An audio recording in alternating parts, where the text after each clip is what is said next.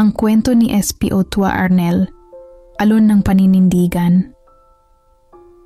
Sa isang maliit na bayan sa tabing dagat ng Zambales, kilala si SP Otua Arnel bilang tahimik, ngunit matatag. Isang pulis na hindi kailanman lumilihis sa kanyang panata, kahit gaano kahirap ang alon ng tungkulin. Tuwing hating gabi, dumadalaw si Arnel sa matandang parola, hindi para mag-imbestiga, kundi para alalahanin ang nakalipas. Dito siya unang tumugon sa isang kasong biktima ng bagyo, kung saan inialay niya ang lahat para mailigtas ang isang pamilya sa pagkakalunod. Isa sa mga bata ay walang malay na inihatid niya sa ospital habang basang-basa, lamig-lamig, nanginginig sa takot. Simula noon, naging alon ng alaala ang bawat kasong dinadaluhan niya.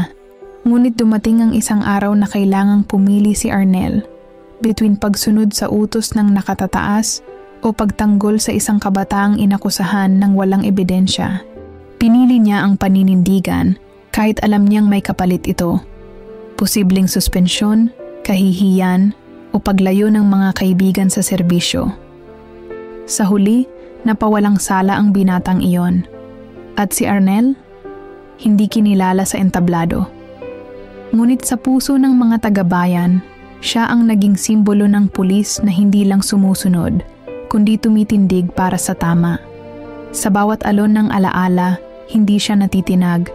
Habang patuloy ang serbisyo ni SP Otua Arnel, hindi lamang krimen ang kanyang nilalabanan, kundi ang paglimot. Sa tuwing siya'y dumadaan sa lumang eskinita sa gilid ng palengke, binabati siya ng mga batang dating tinulungan niya. May isa roon, si Liza, ngayon ay nagtatrabaho bilang guro.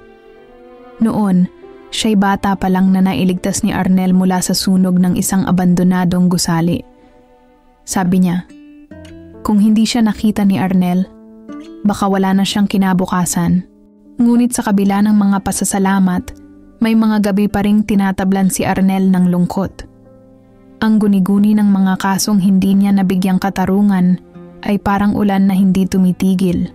Tumititig siya sa salamin, hindi bilang bayani, kundi bilang tao rin, may panghihinayang, may takot, ngunit may tibay.